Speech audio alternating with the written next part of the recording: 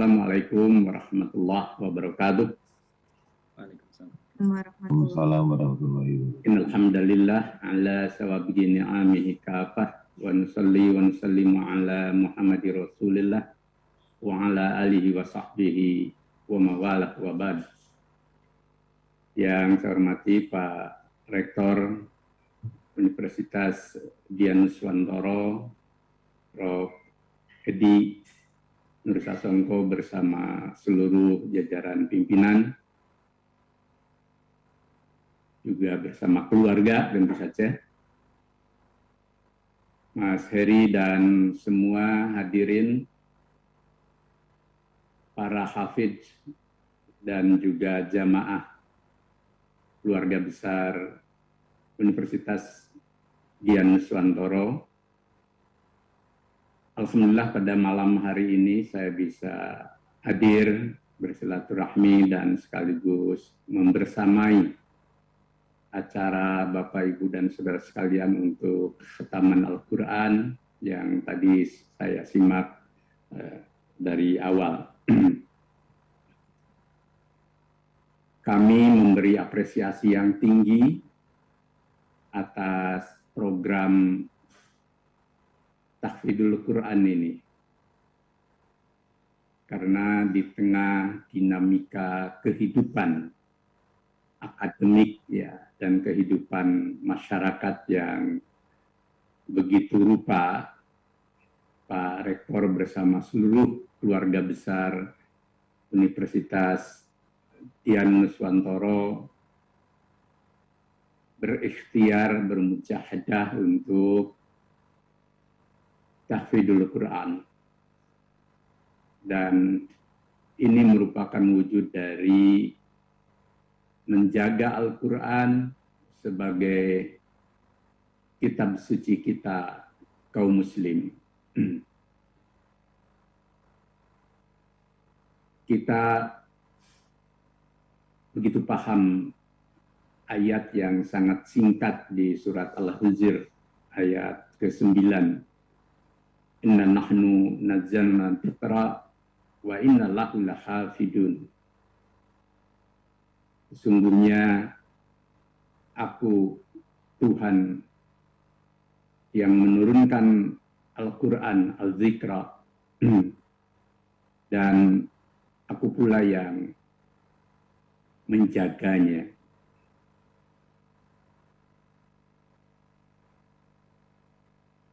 Tahfidz itu dari hafidha yahfadu hifdan, yakni menghafal,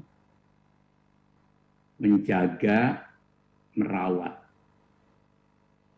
Dalam beberapa tafsir disebut bahwa yang dimaksud lahafidun itu tentu secara mutlak Allah yang mewahyukan Al-Quran menjaganya dari segala perbuatan siapapun, baik setan maupun manusia, yang berusaha untuk mencederai, membelokkan, mencampur adukan, bahkan mungkin juga ingin menghilangkan Al-Quran sejak dari diturunkannya kepada Nabi kita Muhammad SAW dari Lauh Mahfudz sampai nanti Yaumul Akhir. Nah, tentu satu wujud dari Allah menjaga adalah lewat umatnya yang menjaga. Karena itu keluarga besar Universitas Dian termasuk yang ikut menjaga dari apa yang Allah jaga. Karena itu dalam salah satu hadis Nabi bersabda bahwa sebaik-baik ibadah adalah mereka yang menjaga, yang menghafal, yang merawat Al-Quran. Artinya bahwa menjaga, merawat, menghafal Al-Quran itu merupakan ibadah. Mana yang kedua bahwa menjaga itu menanamkan dan sekaligus juga menjaga kesinambungan Al-Quran dalam hati, dalam pikiran, dalam sikap dan tindakan kaum muslim. Umat yang menjadikan Al-Quran sebagai al-zikra, sebagai kitab untuk mengingat, sekaligus juga menjadi huda linnas wa bayyinati minal huda wal furqan.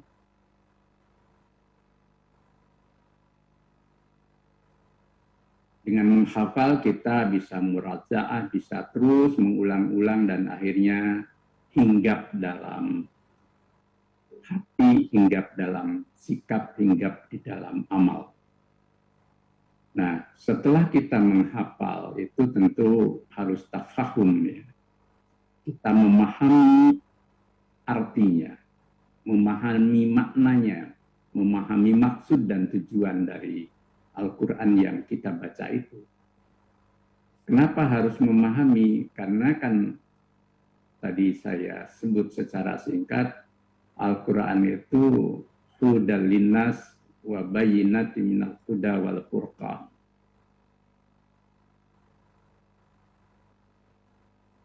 Menjadi petunjuk, menjadi pedoman hidup kita, menjadi way of life kita.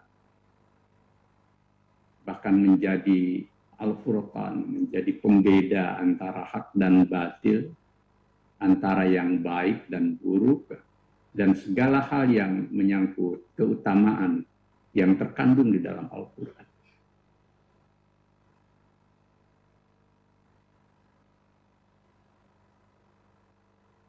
Dan bagian dari tafahum itu tentu di dalamnya ada tadabbur untuk menghayati, kemudian mengimplementasikan, mengamalkan.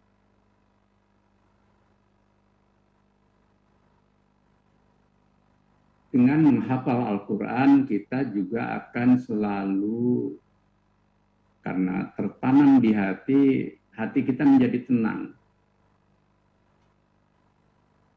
Ala bidzikrillahi tatma'innul qulub, kan gitu. Bahwa dengan berzikir kepada Allah, satu di antaranya adalah melafadzkan ayat-ayatnya dalam Al-Quran, maka kita menjadi tenang. Tidak ada orang Islam yang ketika resah gelisah lalu baca Al-Quran lalu masih tetap resah itu ya. Tetapi itu tadi bahwa Al-Quran dihafalkan, dipahami, terus juga harus diamalkan. Nah, kenapa harus diamalkan? Karena Al-Quran itu sebagai pedoman hidup. Sampai suatu saat ketika Nabi ditanya akhlaknya Nabi, Aisyah ditanya tentang akhlaknya Nabi, beliau menjawab, akhlakul Quran. Akhlaknya Nabi adalah Al-Quran. Artinya bahwa Nabi itu Al-Quran yang berjalan. Nabi itu role model, maka disebut Al-Uswah Al-Hasanah. Yang keseluruhan denyut hidup, kehidupan, perjuangan, aksar, dan segala macam yang dilakukan Nabi itu adalah Al-Quran. Jadi begitu rupa.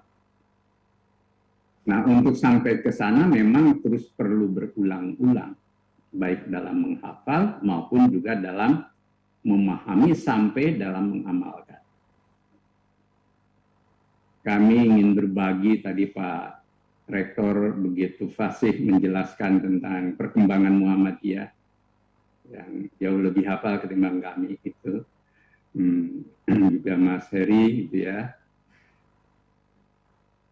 Kedahlan itu mengajarkan surat yang tadi juga sempat dibaca oleh salah satu qari, Al-Ma'un, itu selama 3 bulan.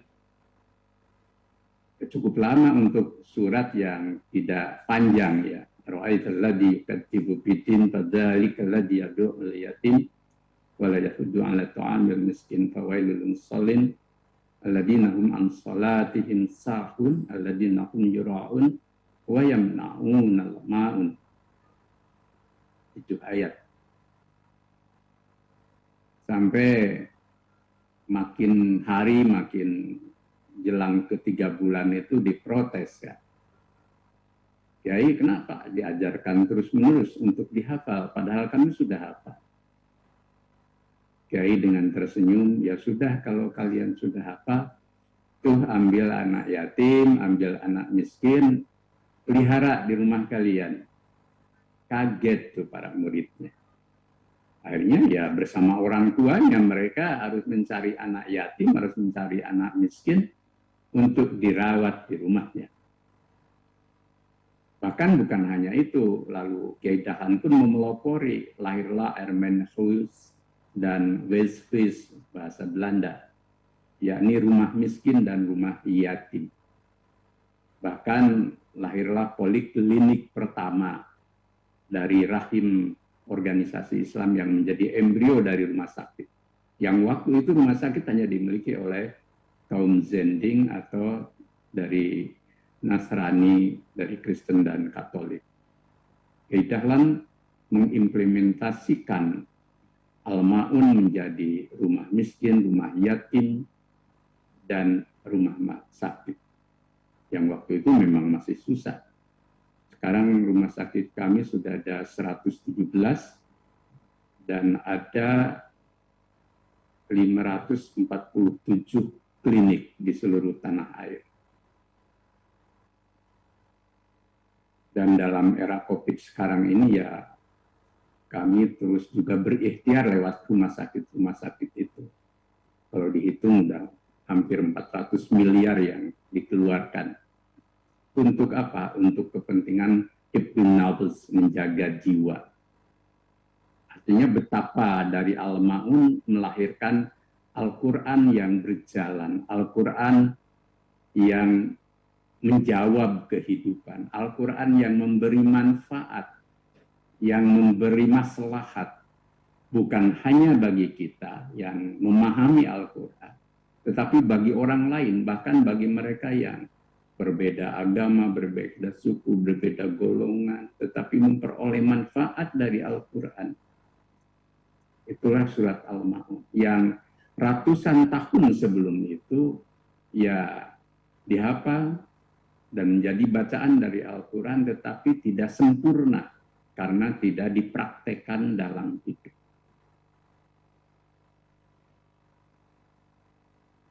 Bahkan kemudian namanya pun waktu itu penolong kesengsaraan umum. Jadi siapapun yang sengsara itu ditolong oleh Muhammadiyah karena Al-Ma'un, bukan karena yang lain. Artinya Al-Quran menjadi penggerak kehidupan.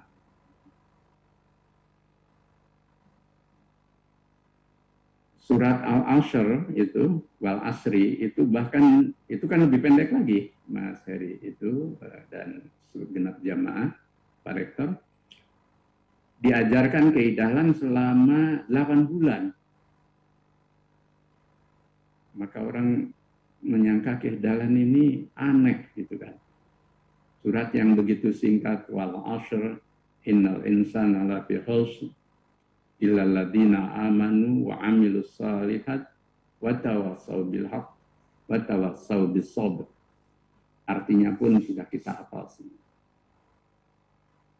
Tapi diajarkan selama 8 bulan. Apa sih rahasia itu? Saya ingat pada kaul Imam Syafi'i. Beliau menyatakan law tadabbarun nas ala hadhihi surah lawasai'athum. Seandainya umat manusia itu memahami betul surat ini, Wal Asr, maka tercakuplah seluruh surat dalam Al-Quran. Artinya betapa surat ini begitu penting karena mencakup banyak hal. Kenapa? Coba Wal Asri, demi waktu. waktu, gitu kan. Waktu itu bukan hanya menyangkut durasi dari saat sejak terbit matahari sampai terbenam, lalu ada hitungan hari, hitungan minggu, hitungan bulan, sampai hitungan tahun. Tetapi juga keadaan, kata Muhammad Abduh. Itulah yang kemudian melahirkan dari al-ashr itu al-sariyah. Al-sariyah itu kalau diterjemahkan itu modernity. Modernity itu keadaan dan waktu di mana kita berada saat ini yang selalu dinamis sampai yaumul akhir, di mana kita manusia itu harus selalu sadar tentang waktu dan keadaan itu. Lengah sedikit saja, kita akan dimakan oleh keadaan, dimakan oleh waktu. Bahkan lebih jauh lagi, al-syariah itu modernitas itu adalah at-taghayyuruz zaman, perubahan-perubahan zaman di mana Al-Quran harus tetap menjadi kompas kehidupan kita. Bukan hanya supaya kita tidak larut dalam zaman, tetapi membimbing zaman, mengarahkan zaman, dan membawa zaman ini menjadi rahmatan lil alamin. Itu dari al-ashr. Maka di ayat berikutnya kan, innal insana lafi khusr, manusia rugi, kecuali ya, alladzina amanu wa amilus salih, mereka yang beriman dan beramal saleh. Iman itu ada di jantung kalbu kita, berupa akidah, berupa tauhid, keyakinan gitu ya, terhadap Allah dan seluruh sebagaimana dalam rukun iman kita. Tetapi juga iman itu kan juga harus ada ikrar dalam lisan dan bahkan dalam perbuatan. Maka rangkaiannya dengan amal soleh. Banyak sekali dalam Al-Quran kan kata amanu itu disandingkan dengan amal soleh. Artinya tidak cukup kita hanya beriman, tapi harus ada perbuatan yang baik. Aktualisasi dari iman itu. Luar biasa sebenarnya Al-Quran. Di ayat berikutnya menyangkut sikap hidup kita supaya saling tawasi dengan sabar dalam hak dan dalam kesabaran. Di ayat lain watawasau bil marhamah, saling berwasiat dengan sikap rahman, dengan sikap rahim, dengan sikap yang penuh kasih sayang, dengan kebenaran, dengan sabar, dengan kasih sayang. Jadi Al-Quran yang pendek-pendek tadi itu jangan dianggap pendek, itu ternyata dahsyat isinya dan kemanfaatannya. Gitu. Hingga dari surat Al-Ashr itu melahirkan sikap hidup kita yang sadar akan zaman, akan keadaan. Waktu dalam arti sempit saja itu kan, coba ini untuk adik-adik yang muda-muda ini. Sejak kita bangun tidur sampai nanti tidur kembali, selain hafal Al-Quran, memahami dan mengamalkannya. Kira-kira yang banyak menyita waktu kita itu apa sekarang? Banyak di antara kita yang kita saksikan sekarang yang menyita waktu kita ini benda yang kecil ini.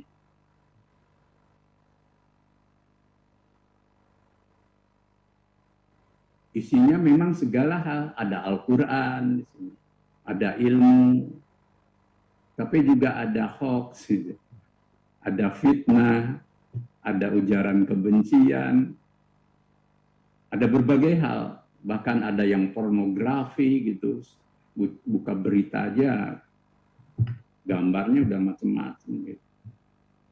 Nah, itu kembali ke kita, mau sadar akan al-ashr apa enggak? Kita dimakan oleh benda ini atau kita memanfaatkannya untuk menjadi yang terbaik. Tergantung kita.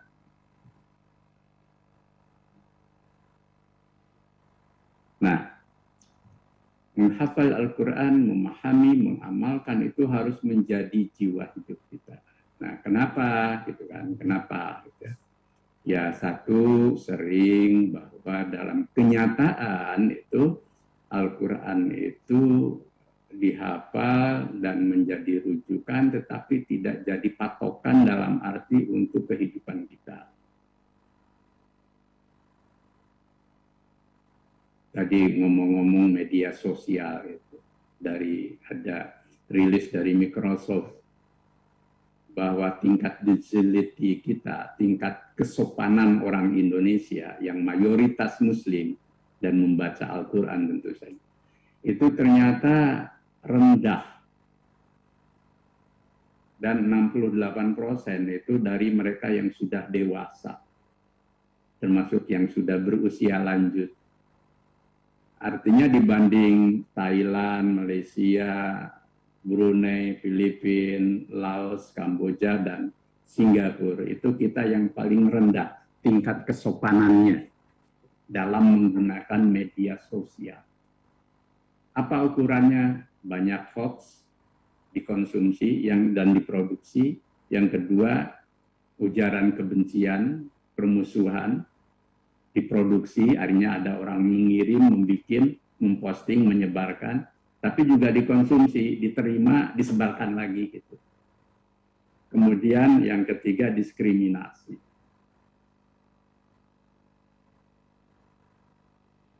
Ini hasil survei ya, untuk jadi patokan saja. Kalau belum cukup, korupsi misalkan. Indeks korupsi kita ini masih belum turun, levelnya itu masih dengan Nigeria, itu kemudian Ethiopia, Bangladesh, kita menjadi negara paling korup. Padahal hajinya paling getol itu, paling rajin, bahkan sekarang untuk naik haji kan indeks. Ritual sholat jamaahnya juga sekarang luar biasa di Indonesia itu.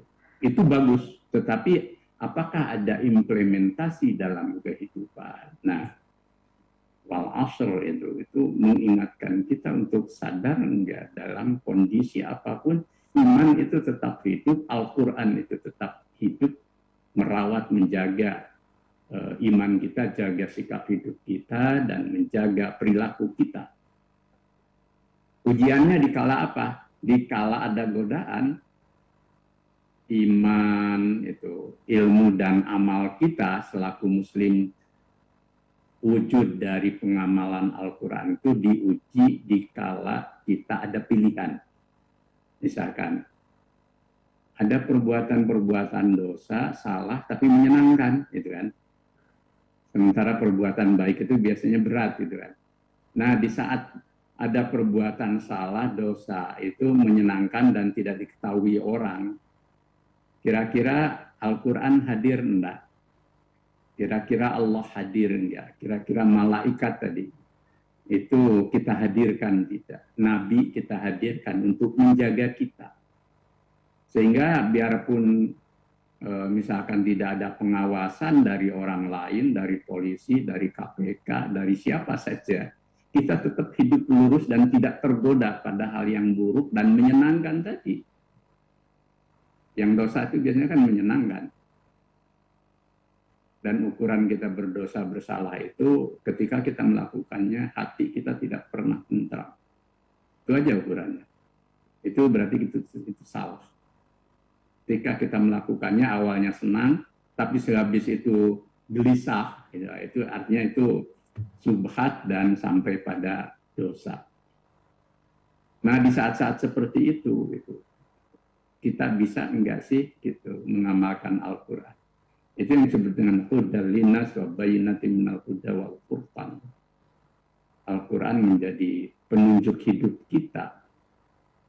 Wah, dahsyat kalau kita praktekkan itu. Artinya angka-angka tadi itu menunjukkan pada kita bahwa masih ada kesenjangan antara Al-Quran dengan kehidupan. Itu. Nabi selama 23 tahun tahun berhasil mengubah masyarakat jahiliyah itu menjadi masyarakat yang al-Madinah al-Munawwarah kan. Jahiliyah itu mereka bikin sesembahan dari benda kemudian disembahnya ya. Bikin Lata Uzza ditempel di Ka'bah itu kan. Itu kan bikinan gitu kan. Mungkin ada yang dari tepung gitu dibikin ya biar dimakan gitu. Dan habis itu disembah gitu kan, itu tidak ada orang paling bodoh seperti itu. Nanti bisa aja dalam bentuk lain di negara kita sesuatu dibikin, dikeramatkan nanti dimakan bareng-bareng gitu. Jadi itu sesembahan. Gitu. Kemudian apalagi perempuan itu direndahkan, dihinakan. Sampai ada yang kalau anak perempuan lahir itu dibunuh karena itu tidak lambang, kan diibaratkan laki-laki selalu lambang kejayaan, lambang kehebatan, lambang martabat. Islam datang tidak. Martabat itu ada pada laki-laki, ada pada perempuan, tergantung pada iman dan amal soleh. Itu kan. Fi ahsani taqwim. Laki-laki perempuan itu sama dibentuk, diciptakan dalam keadaan yang terbaik. Maka tidak benar kalau ada menganggap perempuan itu yang paling banyak masuk neraka itu kan. Bisa juga laki-laki tergantung nanti amal perbuatannya kan itu. Man amila shalih min dzakari aw unsa wa huwa mu'min falanuhyiyanahu hayatan thayyibah wa lanajziyannahum ajrahum bima kanu ya'malun. Bahwa laki-laki perempuan itu sama mulianya tergantung iman dan amal soleh. Dia akan memperoleh kehidupan dan ganjaran pahala di hadapan Allah. Islam datang memuliakan perempuan. Maka dulu Kiai Dahan mendirikan Aisyah, gerakan perempuan tahun 17. Di saat-saat itu perempuan hanya dianggap konco wingking kan. Konco wingking. Wilayah domestik gitu ya. Bahkan ada yang menganggap perempuan itu cuma separuh dari manusia itu kan. Manusia tidak lengkap. Islam datang memuliakan itu. Banyak lagi contoh-contohnya. Maka ayat surat Wahyu pertama kan bukan tentang sholat, tetapi tentang iqra. Itu Allah pasti sengaja itu. Bukan kebetulan. Di mata Allah dan dalam kuasa Allah tidak ada sesuatu yang kebetulan. Iqra bismi rabbikal ladzi khalaq khalaqal insana min 'alaq iqra wa rabbukal akram alladzi 'allama bil qalam 'allamal insana ma lam ya'lam. Ini ayat mendalam sekali. Iqra itu membaca, mengkaji, tadabbur, tafakkur, tanawwur, tadzakur, dan seluruh pengertian yang menyangkut membaca, termasuk membaca alam semesta, mengkaji alam semesta. Kalau Mas Heri dan Bapak Ibu Saudara tahu nanti dipelajari dalam Al-Quran, ayat-ayat ahkam tentang halal haram itu tidak banyak. Sekitar 10% dalam Al-Quran. Tapi selebihnya itu tentang alam semesta, tentang ilmu, tentang kehidupan, tentang sejarah. Maka disitulah kita perlu menghayati Al-Quran, memahami Al-Quran, dan mengamalkan Al-Quran. Hingga dalam tempo 23 tahun Nabi melahirkan Yasrib, kota kecil, desa, tertinggal menjadi Al-Madinah. Al-Madinah itu kota peradaban, tamadun. Tapi tamadunnya lahir dari din, dari agama.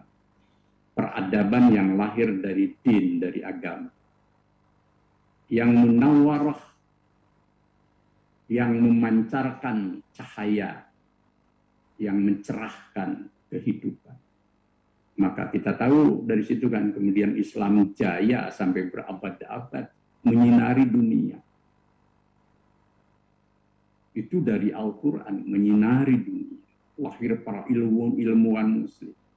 Ada para ahli-ahli agama seperti 4 imam madhab, ada ahli-ahli akhlak seperti Imam Al-Ghazali, tapi ada ahli filsafat seperti Al-Farabi, Al-Mawardi, ada ahli sosiologi Ibnu Khaldun, ada ahli kedokteran Ibnu Sina, ahli filsafat Ibnu Rus, ahli matematika Al-Khwarizmi, dan seterusnya.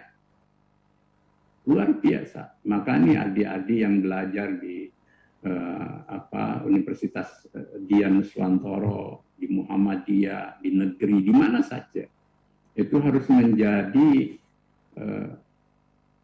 aktor-aktor yang iqra sebagai wujud dari Al-Quran.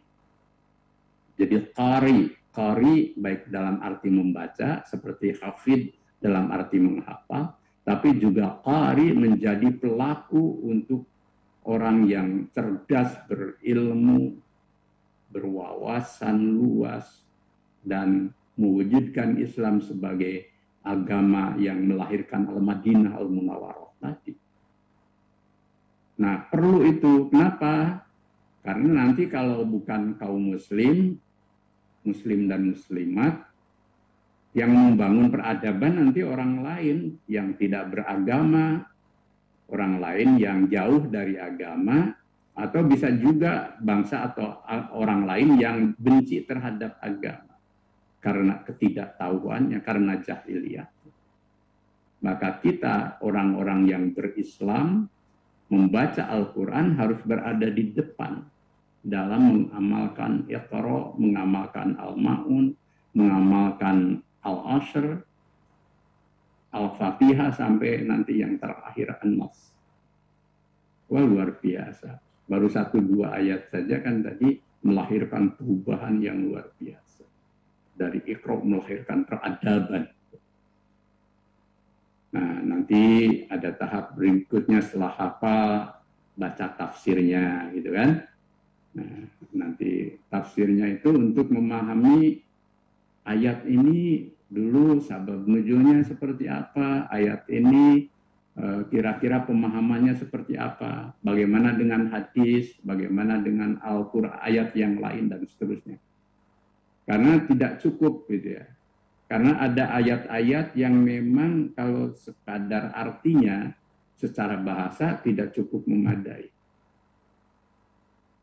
Seperti tadi, Az-Zikra itu kok kenapa disimpulkan menjadi Al-Quran? Nah, nanti ya dikaitkan dengan ayat lain, gitu kan. Kemudian Al-Quran itu sering dijuluki apa saja. Tapi kalau tidak kan nanti bisa keliru juga. Kayak kalau ada mungkin yang sempat mengikuti sebuah video dari ceramah salah seorang yang disebut ilmuwan yang menyepelekan COVID-19. Apa itu COVID itu kan? Terus itu kan konspirasi dan kita kok percaya. Terus lihatlah Liga Inggris itu sudah buka dan banyak penontonnya. Masa sih? Seharusnya ingat inna sholati wa nusuki wa mahyaya wa mamati lillahi rabbil alamin. Maksudnya baik itu. Dan kita hargai mau mengutip Al-Quran, tetapi keliru penempatannya. Inna sholati wa nusuki wa mahyaya wa mamati lillahi rabbil alamin itu tidak untuk menegasikan musibah yang terjadi, apalagi musibah itu bersifat universal. Universal ini kan sudah lebih dari 218 negara yang merasakan ini. Tidak mungkin kalau ada sejumlah ratusan negara itu berkonspirasi untuk hal buruk. Itu kan nyaris dalam teori konspirasi yang kami pelajari itu nyaris tidak mungkin. Kalau ada orang yang memanfaatkan, bisa saja. Di kala musibah itu mesti ada orang yang memanfaatkan. Di masjid saja orang di saat ibadah aja kan ada orang yang berkepentingan tertentu. Tapi tidak menghilangkan itu. ayat yang dipakai apa? Itu mestinya wala tulqu biaidikum illa tahluka. Kalau menghadapi musibah seperti COVID sekarang ini, kamu jangan menjerumuskan diri pada kehancuran, kerugian, madorot, mafsadat, dan sebagainya. Satu kali Umar kan membawa pasukan ke lembah, tahu-tahu di lembah ada wabah, Umar mundur lagi mencari tempat lain. Oleh Abu Ubaidah dikritik, Umar kamu melarikan diri dari takdir Allah. Jadi musibah kan takdir memang. Kata Umar, saya memang lari dari satu takdir Allah ke takdir Allah yang lain. Suatu saat ada sahabat atau orang asing yang datang mau sholat bawa unta, tapi untanya dilepas. Kata Nabi, ikat dulu itu unta, baru engkau tawakal dan terus engkau sholat. Jadi kita menghadapi COVID itu ikhtiar, doa, sekaligus juga menerima musibah, bukan takut. Terus data juga menunjukkan kan sekarang sudah ada 3,8 juta orang meninggal. Di Indonesia sudah 53.000. Masa sih orang yang meninggal itu bikinan? Masa sih orang meninggal yang meninggal itu juga merencanakan meninggal? Ada orang-orang yang dia harus isolasi, tidak bergejala, kemudian pamit, diisolasi, habis itu ya Allah memanggilnya. Jadi penyakit ini kan menurut ahli epidemiologi dan kedokteran memang ganas. Tidak seperti flu biasa. Jadi ketika kita mempercayai ada penyakit seperti ini dan berikhtiar, itu bagian dari agama. Bukan hanya hibdudin, bukan hanya hibdun nafs, menjaga jiwa, tapi juga hibdudin. Itu tadi Al-Quran kan juga memberi guidance kita. Dalam menghadapi darurat itu jangan kita masuk pada hal yang membuat kita makin rugi, makin bencana, kira-kira gitu. Kemudian ya kita juga harus bahwa hidup ini kan selain ada yang menyenangkan, ada yang tidak menyenangkan, gitu ya. Jadi bahkan kalau saya ahli agama misalkan, juga teman-teman, ya kita harus tahu, harus mempercayai ahli di bidang kedokteran menyangkut penyakit, ahli epidemiologi menyangkut penyakit. Harus percaya pada ahli teknologi ketika dia menjelaskan teknologi. Fas'alu ahla dzikri in kuntum la ta'lamun. Jangan sok tahu. Kalau saya ahli ekonomi, jangan sok tahu ahli kedokteran misalkan. Juga jangan sok tahu merasa ahli agama ketika dia tidak belajar agama tadi. Satu ayat ini hati-hati. Misalkan di surat Yasin ada kalimat singkat ta'irukum ma'akum, gitu kan. Ta'ir itu apa? Burung kan. Ta'ir itu burung. Ta'irukum ma'akum. Kalau terjemahan letter lucknya kan burungmu bersama kamu. Apa sih kok burungmu bersama kamu? Apakah kita memelihara burung walet atau apa gitu kan? Oh, ini baru bisa dipahami dalam dua hal. Satu ayat lain. Ayatnya apa? Di surat Al-Isra.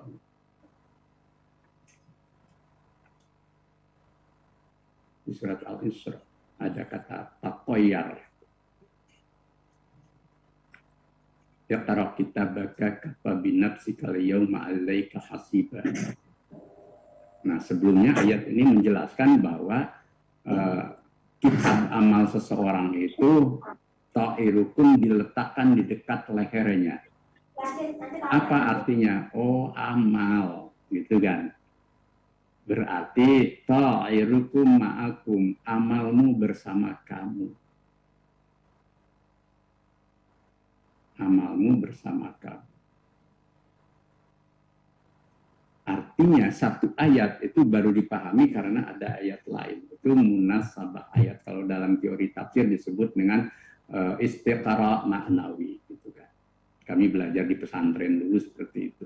Jadi belum pada apa yang biasa dilakukan oleh orang Arab, apa? Tatoyar. Tatoyar itu orang Arab punya kebiasaan Kalau mau bepergian, mungkin kayak kita di Jawa gitu, itu kayak gugontuhon lah gitu. Itu menerbangkan burung untuk tahu burung ini ke arah mana. Nah, diikutilah arah burung itu gitu. Itu tatoya. Intinya apa? Nasibmu bersama kamu gitu. Nah, karena itu pesan saya ya kalau tidak paham jangan sok paham gitu ya. Kalau keliru ya segera untuk kembali gitu.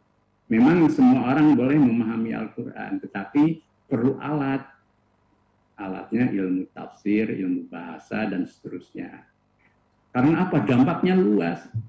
Kayak tadi motif inna sholati wa nusuki wa mayaya wa mamati lillahi rabbil alamin. Akhirnya orang Islam tidak waspada dalam hidup. Nabi aja bilang, ikat dulu untamu, baru kamu pasrah. Gitu kan. Intinya ikhtiar dulu, baru pasrah. Jadi kalau kita ikhtiar itu bukan takut, paranoid. Bahkan ada yang bilang, kenapa sih kamu takut kepada apa?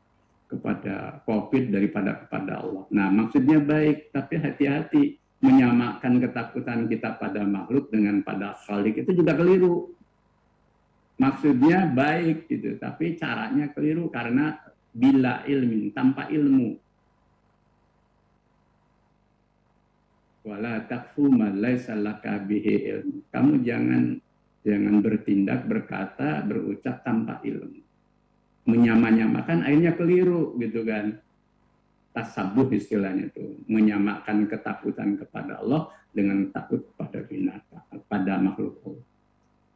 Ya biarpun Mas Heri jagoan misalkan kalau ke hutan ketemu harimau atau apa di atas harimau itu apa singa gitu, coba Mas Heri mau apa menghadapi singa? Ya kalau nggak berani melawan singa kan menghindar. Nah ketika menghindar itu bukan berarti Mas Heri itu musyrik, menempatkan singa dan harimau itu sebagai sesembahan. Enggak, memang cara kita menghindar. Nanti anak-anak di kebun binatang apa mau dilepas saja biar dia masuk ke sarang-sarang harimau. Enggak apa-apa, anak juga ada ketakutan terhadap buaya, harimau itu normal. Nah, gitu loh caranya. Jadi maka yang ada yang mau jadi khotib, mau jadi mau jadi ustadz itu boleh asalnya ilmunya pas-pasan tapi harus terus diperdalam. Agar apa? Kalau salah untuk diri sendiri nggak apa-apa, tapi nanti membawa kesalahan untuk banyak orang itu malah bisa menjerumuskan. Di situ poinnya. Supaya ayat dan hadis Nabi itu tidak salah dalam memahaminya yang membuat orang banyak kemudian ikut salah gitu kan itu. Nah, itulah yang bisa saya sampaikan. Terlalu panjang mungkin nanti waktunya. Lain kali saya ingin mengapresiasi apa yang menjadi tradisi di universitas tercinta ini, sekaligus juga mengajak untuk terus menghafal, terus memahami, terus mengamalkan Al-Quran, baik sebagai ibadah maupun sebagai pedoman hidup kita agar kita menjadi uswah hasanah. Nah, mudah-mudahan karena semangatnya juga ibadah, baik dalam mempraktekkan Al-Quran maupun dalam menghafal, tentu bagi kita ini ada nilai nilai pahalanya. Lebih jauh lagi ya menebar rahmat bagi semesta alam, bagi kehidupan kita. Nasrun minallah wa fatun qarib. Dan marilah di ujung di ujung ceramah saya atau acara ini kita berdoa. Bismillahirrahmanirrahim. Hamdan syakirin hamdan na'imin. Hamdan yuafi ni'amahu wa yukafi mazidah. Ya Rabbana lakal hamd. Kama yanbaghi li jalali wajhikal karim wa 'azimi sultan. Allahumma inna nas'aluka salamatan fid din wal afiyatan fil jasad wa ziyadatan fil ilm wa barakatan fil rizq wa taubatan qabla al maut wa rahmatan indal maut wa maghfiratan ba'da al maut. Allahumma taqabbal minna salatana wa jami'a ibadatina biridhoka wa fadlikal karim innaka antar rahmanur rahim. Rabbana hab lana min azwajina wa dhurriyyatina qurrata a'yun waj'alna lil muttaqina imama. Allahumma zirna fi musibatina wa hlubna khairum minha. Allahumma zirna fi musibatina wa hlubna khairum minha. Allahumma zirna fi musibatina wa hlubna khairum minha. Rabbana atina fid dunya hasanah wa fil akhirati hasanah wa qina adzabannar. Walhamdulillahirabbil alamin wa dzikrallahi akbar. Assalamualaikum